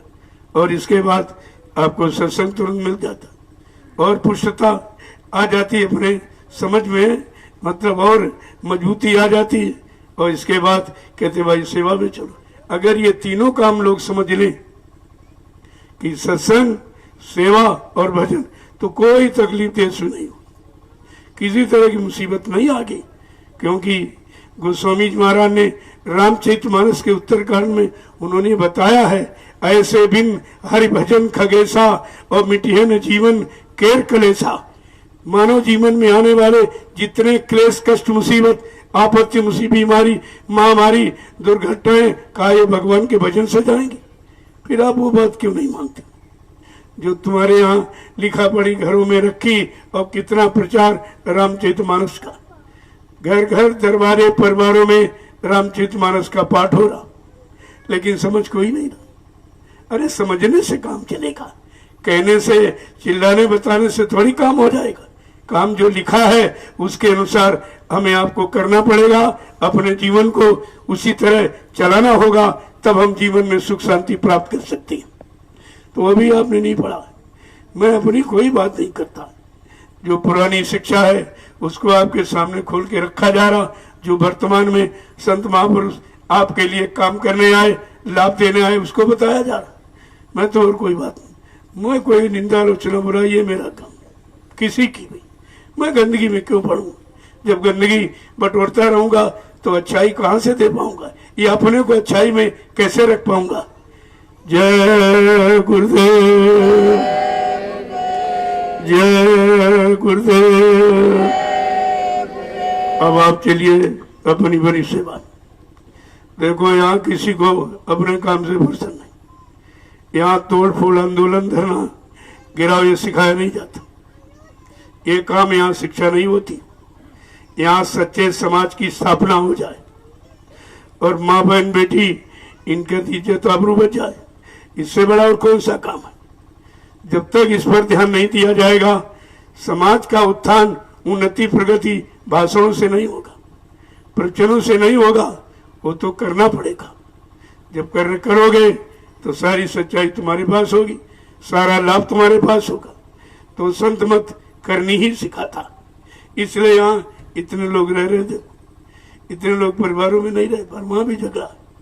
समाज में इतने लोग इकट्ठे हो जाए, वहां भी झगड़ा, झंझट, तमाम तरह की निंदा, आलोचना, बुराई शुरू कर दी। लेकिन यहाँ देखिए आप, ये है सदगुरु परिवार। इस परिवार का ये गुण है जो आपके सामने है, इसमें बताने कहने की जरूरत नहीं है। यहाँ जो लोग आते हैं, देखते हैं, धीरे धीरे अपने आप को बदल लेते हैं, और बिना पैसे का बदलाव, कोई खर्चा आपको नहीं, केवल वचन वाणी, इसी से तो बदलाव होता है। तभी तो कहा अब वो खूनी क्रांति का जमाना नहीं है कि मार काट करके सुधार करो। अब तो वैचारिक क्रांति के द्वारा देश दुनिया में परिवर्तन जब हो जाएगा तो सब लोग इस वैचारिक क्रांति को स्वीकार कर लेंगे। वैचारिक क्रांति का मतलब बुरे वचनों को हटाना और अच्छे वचनों को लाना, इसको क्रांति कहते हैं। अब ये बात समझ में आ जाए तो सब काम आपका हो जाए। और इसीलिए सब लोग शासन प्रशासन भी यही चाहता कि अच्छे लोग हो जाएं, अच्छे काम करने लगे, और मतलब यानी सब लोग एक दूसरे से प्रेम से मिलकर रहें और आपस में एक दूसरे के काम आवे। तो सब चाहते तो यही है, वो तो काम यही, यहाँ से वो यही काम हो रहा, हम तो तुम्हारा ही काम कर रहे हैं। अब आप लोग अपने काम को नहीं समझो तो बात ही अलग। मैं तो सबका काम कर रहा हूँ, कोई अपने काम के लिए यहाँ नहीं आया हूँ, ना अपना कोई काम के लिए किसी से मैंने कुछ कहा है, न अपना मान सम्मान के लिए मैंने किसी की आलोचना की, न किसी की बुराई की है। मेरा संदेश 8 वर्षों से सबने सुना, और ऐसे नहीं शासन प्रशासन से परमिशन लेकर। कोई ये नहीं कह सकता है कि अपनी मनमुक्ता में आकर और इन्होंने ये सब कहा, ऐसा नहीं काम करता हूँ। पूरा नियम और शासन का पालन करता हूँ। जब पालन करूंगा तभी तो पालन करना सिखा पाऊंगा, जब मैं ही नहीं करूंगा तो दूसरों को क्या सिखाऊंगा। 8 वर्ष लोगों ने संदेश सुना, थोड़ा समय नहीं था, और मीडिया पत्रकार सब आते थे, क्योंकि मैं जब परमिशन लेता था शासन प्रशासन को मालूम करा देता था कि भाई फला जगह ये कार्यक्रम होने जा रहा, अपने आदमियों को भेज दीजिए, तो वो भी सुन लें कि मैं क्या कहता हूँ। मैं अपने मान सम्मान की बात करता हूँ या किसी राजनीतिक या धार्मिक कोई यानी निंदा आलोचना बुराई किसी की करता हूँ, तो सुन लेंगे तो समझ में आ जाएगा कि आज देश को इसी चीज की जरूरत है। इसी मोड़ पर सबको आकर खड़े होने की जरूरत है। अगर ये धार्मिक मोड़ और मानवता इंसानियत का मोड़ अगर समझ में आ जाए तो सारी व्यवस्था ठीक हो जाएगी। मैं तो इसी काम में लगा हूँ। जय गुरुदेव। अगर देश के लोग, समाज के लोग मेरा साथ देते तो बहुत जल्दी हो जाए ये काम, बहुत जल्दी और बिना खर्चे का। कोई लड़ाई नहीं, कोई झगड़ा नहीं, कोई मारकाट नहीं, कोई अपशब्द प्रयोग नहीं, कोई निंदा आलोचना बुराई नहीं। इतनी सरलता, सुगमता से और सच्चाई से ये काम हो जाए तो इसी की तो जरूरत है। अब जब जरूरत है, लेकिन जरूरत कहाँ से पूरी होगी जब आप इसे समझते नहीं हो, तो उसमें हमारा क्या दोष है। हम तो लगातार उन्हीं बच्चों को 8 बरस से आपके कानों में पहुंचा रहा हूँ। मैं कोई चोरी थोड़ी करता हूँ, मैं तो छिपके तो बोलता नहीं, चोरी से नहीं बोलता, क्योंकि हमें सत्य कहना। अगर हम झूठ कहें अपने मान सम्मान के लिए तो हम चोरी करके कहें, ये कामयाब नहीं। यहाँ जो भी होगा सम्मान से होगा, कोठरी कोठरी में बैठकर नहीं कुछ होता। तभी तो सच्चे समाज की स्थापना होगी, और यही कामना है। अगर सब लोग साथ दे तो जल्दी स्थापना हो जाए। अगर सच्चा समाज हो जाए तो सबकी परेशानियां दूर हो जाएंगी, क्योंकि हम सब लोग सामाजिक प्राणी हैं। आज समाज की व्यवस्था बिगड़ती चली जा रही है, उस पर तो कोई गौर ख्याल करता ही नहीं कि ये बिगाड़ कहाँ से हो रहा, किस कारण हो रहा। जब तक कारण नहीं तब तक निवारण नहीं होगा। जय गुरुदेव। तो हम तो प्रार्थना करते हैं, 8 वर्ष से प्रार्थना कर रहा हूँ, मन से प्रार्थना प्रणाम करता हूँ कि अभी अच्छी सच्ची बात को मान लो, अच्छे सच्चे रास्ते पर खड़े हो जाओ, तो देश समाज में सच्चाई अच्छाई आ जाए तो सब लोग सुखी हो जाए। मैं और कुछ कर रहा हूँ क्या? अब हमारे काम ही को नहीं समझ रहे हो। तो इसलिए समय की चीज को समय को लेना चाहिए, समझना चाहिए, तभी समय की परेशानियां जाएगी। और अपने सोचने समझने से, कहने से परेशानियां नहीं जाएंगी। जब तक परेशानियां दूर करने का कारण नहीं सोच पाओगे तो इनका निवारण नहीं हो सकता। यही तो विचार करना चाहिए कि आखिरकार ये धार्मिक देश है तो ये धर्म क्यों खत्म हो रहा, मानवता इंसानियत क्यों समाप्त हो रही, मानव के दिल दिमाग से माँ बहन बेटी बहू की पहचान क्यों जा रही, ये खान पान क्यों खराब कर रहा, इसकी समझ में क्यों नहीं आ रहा।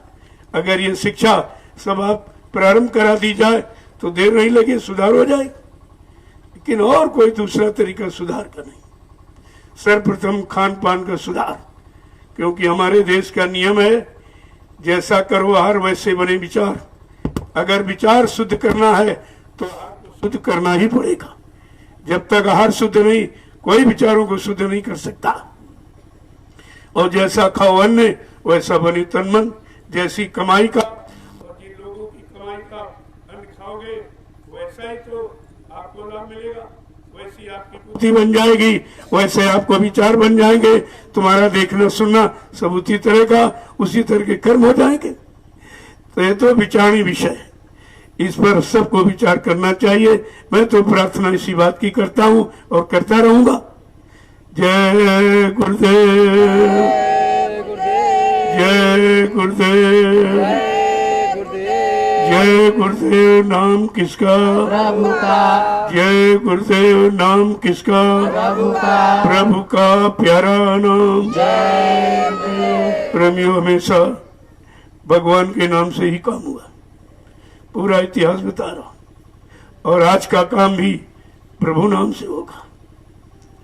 देखो, त्रेता का काम हरि नाम से नहीं, सतयुग का नाम हरि नाम से, त्रेता का काम राम नाम से, द्वापर का काम कृष्ण नाम से, और कलयुग का काम प्रभु नाम से। जय गुरुदेव प्रभु का नाम, किसी आदमी इंसान का नाम नहीं। तो फिर आदमी इंसान जय गुरुदेव कैसे बन जाएगा? कैसे कोई गुरु बन जाएगा? ये भी नहीं समझ पा रहे कि गुरु बना जाता है कि गुरु अपना काम करके दिखाता है। जब काम नहीं होगा तो कौन मान लेगा उसको? अरे काम से नाम होता है और काम से ही जानकारी हो जाती, अच्छे बुरे की, नकली असली की। जब काम नहीं करोगे तो पहचान कैसे कर पाओगे? जय गुरुदेव। अब आप लोग चलिए अपनी बड़ी सेवा में, सेवा भी कर लो, क्योंकि ये तीनों काम कहीं नहीं हो रहे।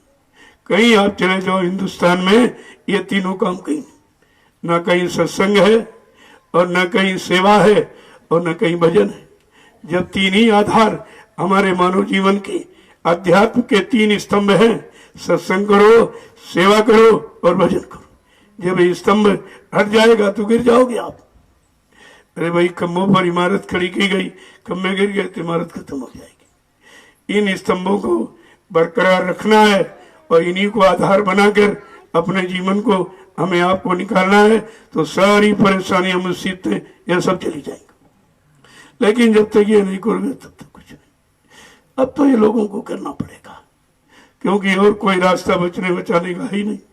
जितने रास्ते थे सब प्रयोग करके लोगों ने देख लिए, उससे कुछ मिला नहीं, परेशानी और बढ़ती चली जा रही। इस पर तो विचार करना ही होगा एक बार सबको कि आखिरकार ये परेशानी बढ़ क्यों रही, ये संघर्ष क्यों बढ़ रहे हैं। लोगों के अंदर ईर्षा, राग, द्वेष, निंदा, आलोचना, बुराई के विचार ही क्यों बन रहे, शिकवा शिकायत के विचार क्यों बन रहे, अच्छे विचार क्यों नहीं, अच्छे काम में सहयोग देने की भावना क्यों नहीं बन रही है। इस पर तो विचार करना ही होगा। जब तक नहीं करोगे भाई कुछ काम नहीं होगा। जय गुरुदेव। अब आप लोग अपनी अपनी सेवा में चलो। देखो यहाँ बहुत सी सेवा है और सेवा का आपका काम है, अपने लिए कर रहे हो, जो लोग आएंगे उनके लिए। हमारी जय गुरुदेव आध्यात्मिक वैचारिक प्रचार समिति तमाम तरह की जनसेवी कार्य करती निःशुल्क। जैसे बिना दहेज की शादियां, आज लोग बेचारे इसीलिए परेशान, तमाम लोग सुसाइड कर लेते हैं कि हमारे पास पैसा नहीं, लड़की सियानी हो गई, बिना दहेज के शादी हो नहीं पाएगी, हम कैसे करें, बेचारे सुसाइड कर लेते हैं। देखिए कितना बड़ा ये संघर्ष है। आज इस संघर्ष से को दूर करने के लिए जय गुरुदेव आध्यात्मिक वैचारिक प्रमाण प्रचार समिति खड़ी हुई है जन सेवा कार्य के लिए। तो बिना दहेज की शादी होती है और निःशुल्क है। जो आपने सांसारिक कर्म हैं, हमारे आपके संस्कार हैं, जैसे मुंडन संस्कार और जनेऊ संस्कार और मतलब यानी ये सब निःशुल्क किए जाते। ये समिति निःशुल्क सेवा पूरे देश में कर रही है। और इसके बाद आपका ये भंडारा है, ये निःशुल्क भोजन दे रहा। सबसे बड़ा तो यही काम देखिए, कितने लोग यहाँ भोजन पा रहे हैं। किसी को यहाँ से हटाया नहीं जाता, जो आ गया भोजन पहले कराया जाता। निःशुल्क भोजन और बिजली, पानी, आवास भी निःशुल्क और दवाएं भी निःशुल्क और निःशुल्क शाकाहार का प्रचार करने में कोई कि जैसे लोग प्रसारण करवाते पैसा दे करके ये भी ये समिति नहीं करती। अपना स्वतः प्रेमी जगह जगह घूमकर मैंने खुद ही 8 वर्षों में कितना प्रचार किया शाकाहार का, सारे हिंदुस्तान में प्रचार किया है और एक पैसा किसी से भी कोई स्वार्थ की इच्छा कामना न सरकार से मांगा न किसी लोगों से मांगा। ये निःशुल्क सेवा कर रही है और इसकी जरूरत है।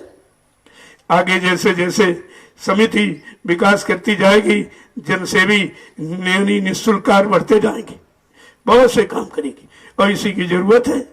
अगर सारी समितियां और संघ संगठन ये निःशुल्क सेवा करने लगे तो देश को उठने में देर नहीं लगेगी, समाज को पनपने में देर नहीं लगेगी और इंसानों को सुख शांति मिलने में देर नहीं लगेगी। लेकिन जब तक ये परमार्थी ये सेवा कार्य नहीं होगा तब तक कुछ नहीं होगा। ये सब आपके सामने हो रहा है। ये ऐसा स्थान है जो सबको लाभ दे रहा, फिर विरोध किस बात का? भाई विरोध अगर कोई करे, अगर कोई पैसा लेके हो रहा हो काम या कोई स्वार्थ लोभ लालच, तब तो करना चाहिए। निःशुल्क है ये सब सेवा हो रही है जो कोई नहीं कर रहा। अभी कितने दिन हुए, 1 साल मात्र हुए यहाँ बैठे। 1 साल में ये समिति ने अपना आधार भी मजबूत कर लिया और सबको यानी मतलब निःशुल्क सेवा करने का संदेश भी दे रही है। तो कितना बड़ा काम, सब लोग इसी तरह लग जाएं तो देर लगेगी। अब भाषणों से और प्रवचनों से तुम चाहो कि कोई काम हो जाए तो बहुत दिनों से हो रहा, क्या हुआ? कुछ काम नहीं हुआ। अब तो करना पड़ेगा। जय गुरुदेव आध्यात्मिक वैचारिक प्रचार समिति यही काम कर रही है और सबसे प्रार्थना करती कि जितने लोग हैं, कोई संस्था है, कोई संघ है, कोई संगठन, कोई समिति है, अगर सब लोग इसी काम में लग जाएं तो देश का विकास बहुत जल्दी हो जाए और सबको सुख शांति मिल जाए। लेकिन करोगे नहीं तो कुछ नहीं होगा। अब वही भाषणों से और प्रवचनों से या बताने चिल्लाने कहने से काम नहीं होगा, काम तो करके दिखाना होगा। और ये समिति सब तरह के काम कर रही है आपके सामने। और देखो अभी कितनी शादियां हुई यहीं पर, अभी आगे और जो कार्यक्रम होते उनमें कितनी शादियां होती और सबको सुख शांति मिल रही। सब बेचारे एक अच्छे समाज से जुड़ रहे हैं, अच्छा काम कर रहे हैं। तो ये तो बहुत बड़ी चीज है और इसी काम के लिए तो हम सबको खड़ा होना चाहिए और खड़े हो जाओ। अगर आप कर सकते हो तो करो, नहीं तो हमारा सहयोग कर दीजिए। काम 2 ही तरीके से होता है, या तो व्यक्ति सक्षम हो अकेले कर डाले, या नहीं कर रहा, जो कर रहा उसको सहयोग दे दीजिए। तीसरा कोई तरीका नहीं काम करने का। जय गुरुदेव, जय गुरुदेव।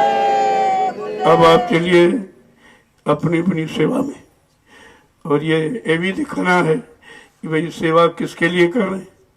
का अपनी निजी रोटी की व्यवस्था है, जो कोई आ जाए उसको भी भोजन मिल रहा है। अरे यही तो होना चाहिए, यही तो अतिथि सेवा और गृहस्थी धर्म यही है। दरवाजे कोई आ जाए उसको भूखा मत जाने दो, अपने परिवार की व्यवस्था करो और जो लोग आ जाए उनकी व्यवस्था है। यही काम यहाँ हो रहा है। यहाँ खुद ही 200 लोगों का परिवार है, क्योंकि इतना बड़ा मिशन है ये 45 करोड़ जीवों का। अगर परिवार से एक आदमी आ गया तब भी भीड़ हो जाती। एक ही एक आदमी। लेकिन ये भीड़ वैसी नहीं है जो अन्य जगहों की, जहाँ लोगों वाली तोड़ फोड़ है और कोई धरना गिराव है, कोई गाली गलौज है, कोई अपशब्द बोला जा रहा, कोई फालतू भीड़ लगा रहे, रोडे जाम कर रहे। ये कामयाब नहीं, ये कामयाब नहीं है। हमने परिचय पिछले कार्यक्रम में सबको दे दिया, हमारा पुलिस कर्मचारी अधिकारी सब जानता, यहाँ पर इस तरह का कोई काम नहीं होता। तभी तो इस परिवार से निश्चिंत है लोग कि नहीं ये कितना बड़ा परिवार आ जाए। और अभी आपने देखा, गुरु पूर्णिमा में देखा, रक्षाबंधन में देखा, जन्माष्टमी में देखा, ये 3 कार्यक्रम आपके सामने हुए हैं। मैंने किसी को बुलाया नहीं है, कोई कार्यक्रम की सूचना मैं नहीं देता हूँ, क्योंकि इस समय मैं आदेश का पालन कर रहा हूँ, सरकार का भी। अब इतना बड़ा परिवार है तो परिवार को तो भगाया नहीं जा सकता। ये तो नहीं कहा जा भाग जाइए, हम यहाँ मत आइए, ये नहीं कहा जा सकता। लेकिन व्यवस्था में कोई गड़बड़ी नहीं हो, ये बात है। ये अनुशासित लोग हैं, अनुशासन में रहेंगे और अपना काम करके चले जाएंगे। यहाँ कोई भीड़ बढ़ाने थोड़ी आए, आते हैं जाते हैं, आते जाते। इतना परिवार बड़ा, कभी 10 आ गए, कभी 20 चले गए, कभी 5 आ गए तो 10 चले गए। ऐसा मतलब ये आ जा करके अपना काम भी कर लेते हैं और पूरा नियम कानून का पालन भी कर लेते हैं। ये सब चीजें आपके सामने हो रही। जय गुरुदेव। आज सतगुरु धाम की चर्चा सारे देश में फैल गई कि भाई कैसा अवस्थान है। हमने कहा हमारा बनाया नहीं है, वो 88,000 ऋषियों की तपस्या का है, उन्होंने तपस्या करके बनाया है। इस भूमि को पवित्र कर दिया तो उसी भूमि से एक अच्छा काम की शुरुआत कर दी गई। इसमें कौन सी बुराई है भाई? अच्छा सच्चा काम कहीं से करो, चाहे परिवार में रह के करो, समाज में, देश में, कहीं रह के करो, लेकिन सच्चा अच्छा काम करो जिससे तुमको भी अच्छा लगे, लोगों को भी। जब ऐसे काम करोगे तो सब लोग सुख शांति पा जाएंगे, सबको लाभ मिल जाएगा। हम तो यही कह रहे हैं, अगर इसी तरह के समाज जगह जगह इकट्ठे हो जाए, इस तरह का संदेश होने लगे तो सारी परेशानियां खत्म हो जाए, कोई झगड़ा झंझट नहीं होगा। तो यहाँ तो सब एक ही विचारधारा के लोग, जैसे मंदिरों में, मस्जिदों में सब तरह के लोग जाते हैं। शराब पीने वाला, मुर्गा मीट खाने वाला, झूठ बोलने वाला, छल कपट करने वाला, चोरी करने वाला, वो भी तो वहां जाता। लेकिन इस दरबार में शाकाहारी ही आते, दूसरा नहीं आएगा, दूसरा आएगा ही नहीं। और यहाँ जय गुरुदेव मिशन वाला ही आता, दूसरे मिशन का भी नहीं आता, और दूसरा कोई यहाँ आने के लिए तैयार भी नहीं होता, क्योंकि सबको मालूम है वहाँ शाकाहारी ही लोग जाते हैं और वहाँ अनुशासन में रहना पड़ेगा, नियम सिद्धांतों के अंतर्गत चलना पड़ेगा। यहाँ कोई तोड़ फोड़ आंदोलन या निंदा आलोचना बुराई ये न कोई किसी की करेगा और न कराई जाती है, ये कामयाब नहीं होता। तो ये लोगों को जानकारी होनी चाहिए। अगर यही काम सब जगह हो जाए तो देर कितनी लगेगी सुधार में? तो ये जब काम नहीं करोगे तो कुछ नहीं होगा, करना तो पड़ेगा ही। जय गुरुदेव। हमारी प्रार्थना स्वीकार करो। मैं तो सबसे प्रार्थना 8 वर्ष किया है, अभी कर रहा हूं कि अभी सही सच्चे रास्ते पर आ जाओ, अच्छे मानवीय खान पान में आ जाइए, अच्छे कर्म करने लगो तो ये कूड़ा कचरा, ये गंदगी, ये जो दुख मुसीबत आपत्ति बीमारियों की है ये चली जाएगी। तो मैं तो प्रार्थना कर रहा हूँ। अब ना प्रार्थना स्वीकार किया तो फिर हम उसके लिए क्या कर सकते? प्रार्थना के अलावा हम कर ही क्या सकते? और तुम्हें कुछ कर नहीं सकता हूँ अन्य लोगों की तरह कि नहीं धरना दूंगा, कि तोड़ फोड़ कराऊं, ये नहीं। राष्ट्रीय संपत्ति का दुरुपयोग करने वाला कभी राष्ट्रभक्त हो ही नहीं सकता। जब राष्ट्रभक्त नहीं, समाज भक्त नहीं है तो वो परिवार भक्त कैसे होगा? फिर वो गुरु भक्त और ईश्वर भक्त कैसे बनेगा? ये सब बातें आपको रखनी चाहिए। जय गुरुदेव। अब आप चलिए अपनी पूरी सेवा। जो लोग जाने वाले हों मैं अभी उनसे मिल लूंगा, आप जा सकते हो। जाओगे तो दूसरे भी जो नहीं घर में बेचारे उनको नहीं मिला वो भी आ जाएंगे, वो भी सत्संग सुनेंगे और दर्शन अपना देंगे और मतलब यानी प्रसाद ले लेंगे, जिससे भी तमाम मुसीबतें दूर हो जाती। और प्रसाद कहीं मिलता नहीं, प्रसाद कोई नहीं दे रहा, ये भी एक अनोखा काम है। यहाँ सब देने वाला लेने वाला कोई काम ही नहीं, फिर विरोध का आएगा। विरोध किस बात का है? विरोध है केवल स्वार्थपरता का। विरोध है केवल ईर्ष्या का कि हम तो कर नहीं पा रहे हैं, ये वहां कैसे कर रहे हैं। कितना प्रसाद बटा अभी तक, एक साल में आप गिनती नहीं कर सकते।